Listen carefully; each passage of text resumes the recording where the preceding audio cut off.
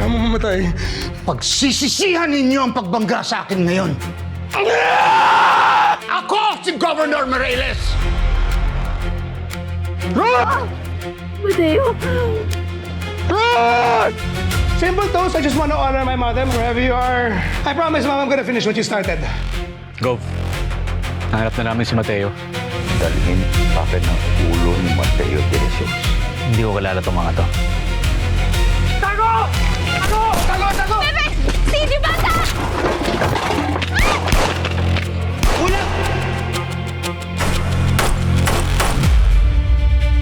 Ano nangyayari? Bilis mo! Ito na!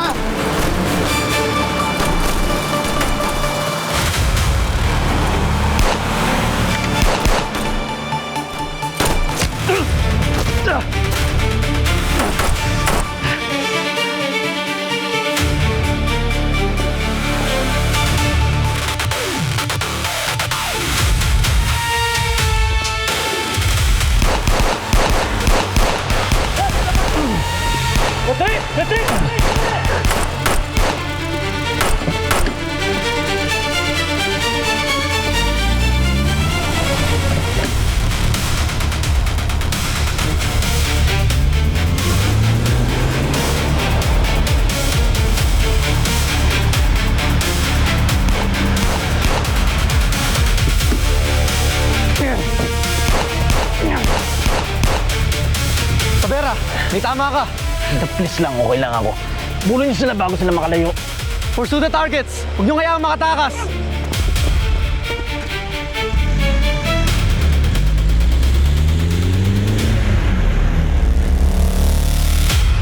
Pagsisisihan ninyo ang pagbangga sa akin ngayon.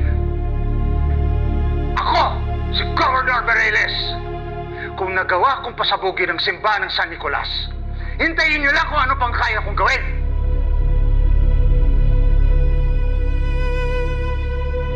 This is solid evidence. Good job, Agent Tavera, Agent Rodriguez. Salamat, Chief. Kaya lang, hanggang ngayon, hindi nyo pa naaaresto si Mateo de Jesus. Bakit? Sir, nung nakuha ko po yung hard drive, hindi po si Mateo ang bumigay sa akin. Kaya hindi ko siya na-aresto.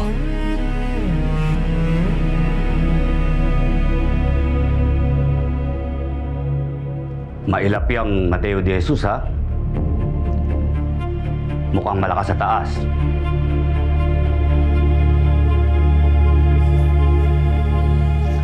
I'll do better, Chief. Ang importante naman ho, Chief, we got the evidence against Gaspar Meireles. I know. We have bigger fish to catch. Sa iba ko na i-assign si Mateo de Jesus. I have a new assignment for you, Agent Tavera. Ready ka ba? Yes, sir. Good. Ipatatawag na lang kita para sa detalye. You're dismissed. Thank you, sir. Gusto ko nga akong malaman, Chief. Ano ang plano niyo sa footage kay Gaspar?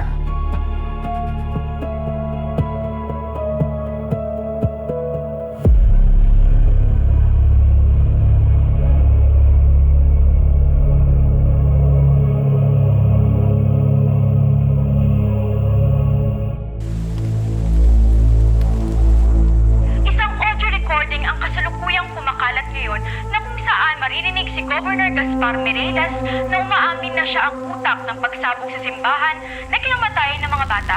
Narito ang ilang bahagi ng nasabing recording. Ako, si Governor Morales. Kung nagawa kong pasabugin ang simbahan ng San Nicolas, hintayin niyo lang kung ano pang kaya kong gawin.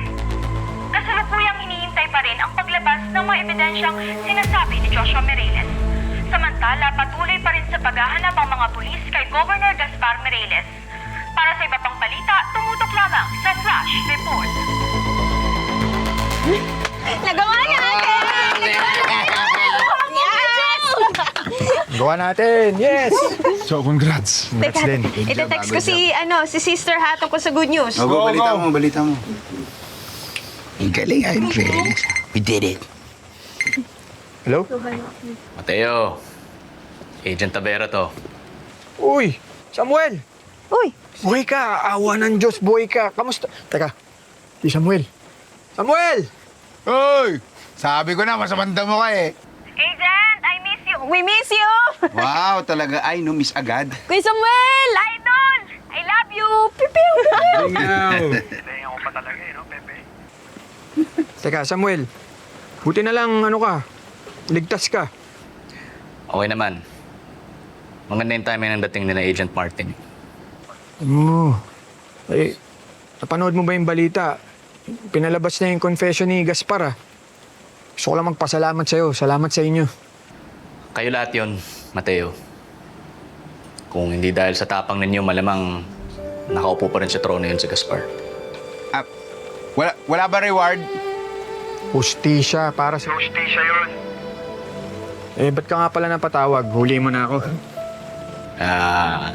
Diyante ka rin eh, no? Hindi. Hindi kita uhulihin. Tumawag lang ako kasi magpapaalam sana. Paalam, bakit? Nabigyan ako ng bagong assignment. Alis na ako ng San Nicolas. Ganun? Buti naman kung ganun, mag-iingat ka. Sayang naman, wala dito si Sister Beckham para magpasalamat din sa'yo. Oo nga eh. Pero sa konting panahon na nagkita tayo, nakilala naman kita at ang pamilya mo. Masabi kay sister na maraming salamat. Hindi ko makakalimutan lahat ng sinabi niya sa akin. Basta hindi ito huli pagkikita nating lahat, ah. Sana nga. Sana makilala ko asawa mo. Sana mahanap mo siya. Salamat. Sige, ingat. Ingat. Bye-bye. Ingat.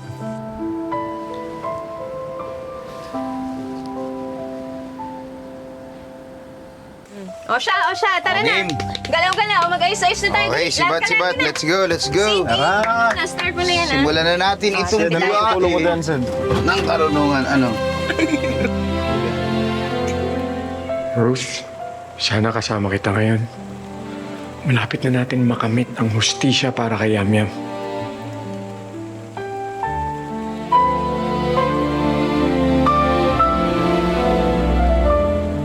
Ako, si Governor Mireles.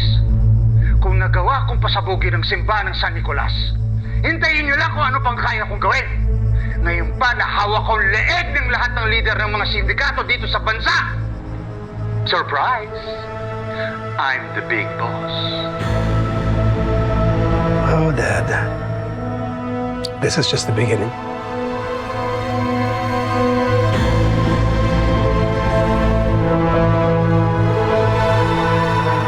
Kahit kailan, hindi talaga kayo mapagkakatiwalaan. Pasensya na, Gov. Pasensya. Hindi ka ba nagsasawa? Puro na lang pasensya. Mga bobo! Mga walang kwenta! Boss, ginawa naman namin lahat eh. Problema para silang mga daga ang bibilis manakbo. Ang dami mong dahilan! Grupo ng madre, natakasan kayo? Ang sinasabi mo ba, kayang-kaya nilang paikutin ang ulo nyo? Ha?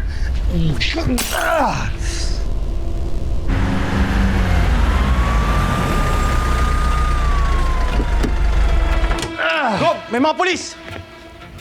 Nasundan kayo! Tara na. Tara, Gob! Sakyan na yusin mo! Dali! Ebe! Dahan! Sige, Gov. Tara.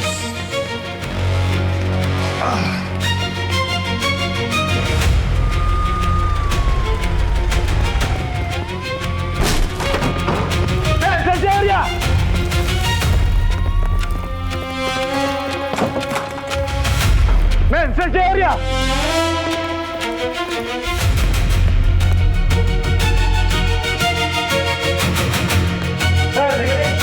Move!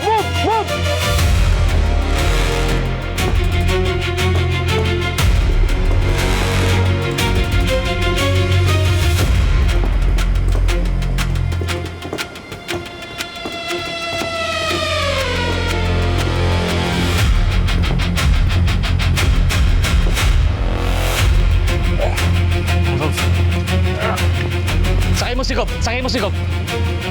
Pasok!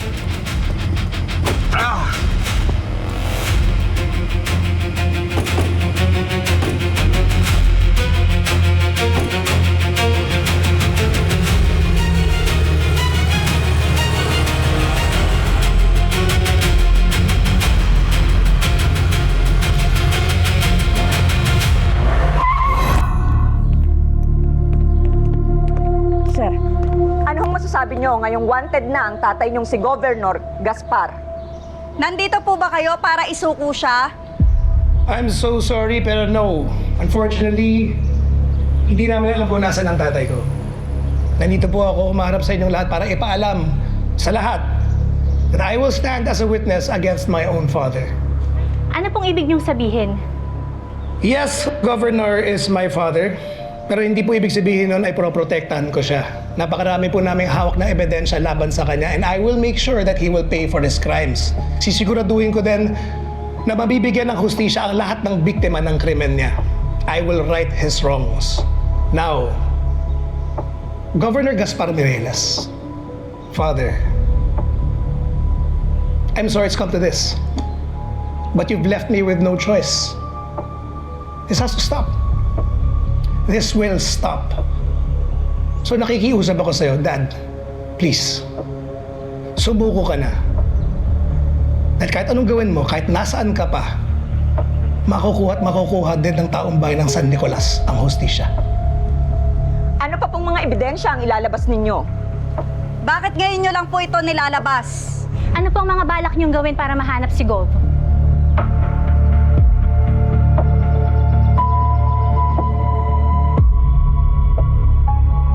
I will make sure he pays for his crimes. Sisiguraduhin ko rin na mabibigyan ng hustisya ang lahat ng biktima ng kanyang krimen. I will right all of his wrongs.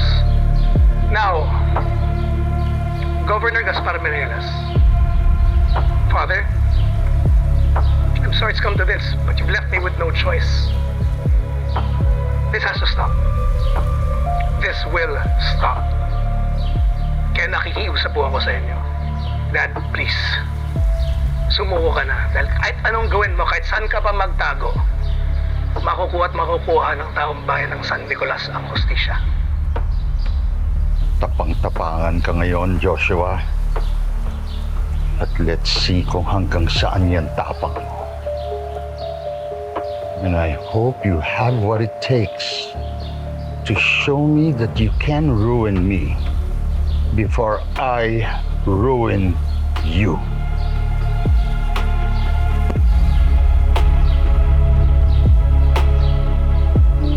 I know my son. He doesn't have the courage to do this kung wala siyang backup. Backup? Sino pong backup? Sino pa? Eh di si EMP. Kagagawan niya to. I know he wants Joshua to replace me.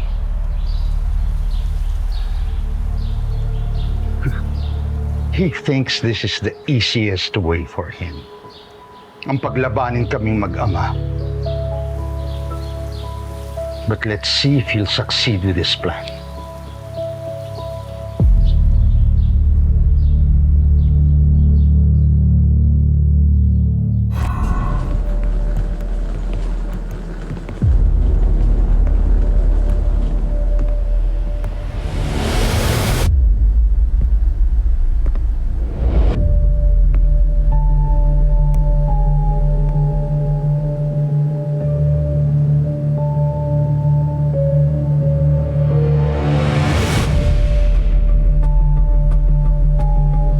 Hindi pa magsasara ang pintuan ng impyerno sa iyo, Dad. Ipapakita ko pa sa iyo kung anong klaseng demonyo ang pinalaki mo.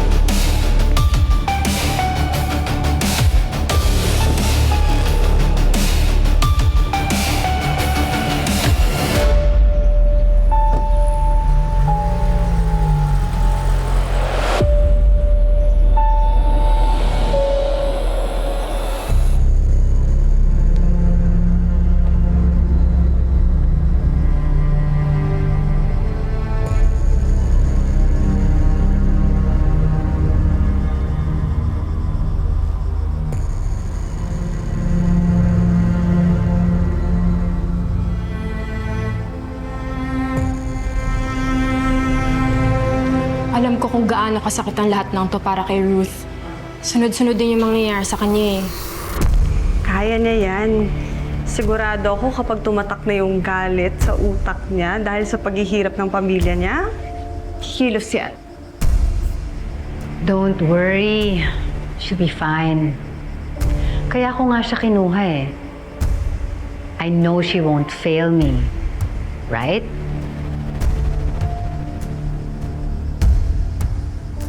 Besides, she's a victim too. A victim who's about to get the revenge she deserves.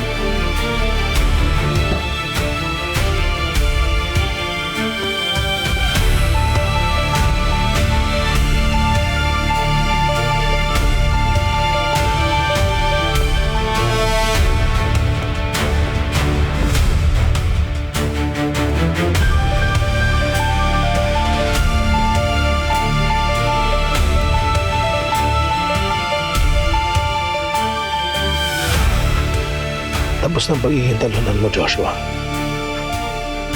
Simula na ang bagong buhay mo.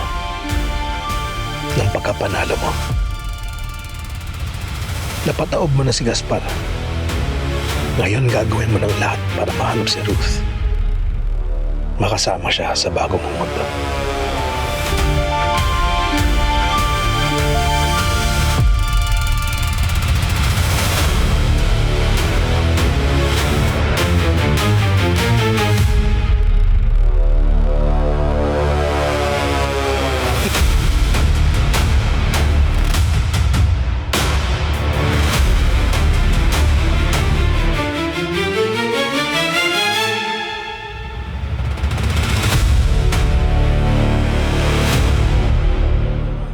Hindi na babalik si Gaspar Mireles, which is why I'm here. Sir Jeremiah, kamusta? Ako? Okay ako, sagad. The person who did this to you will pay. Dugo ang kinuha niya sa akin, dugo rin ang kapalit. Pinapangako ko yan sa'yo. Lester. Mateo, Pepe, Papa Aaron, Sid. May alam na ako ligtas na lugar ang pwede natin puntahan. Saan? Kala Papa Aaron? Walang pero, walang bakit. Kung anong sabihin ko, yun ang masusunod.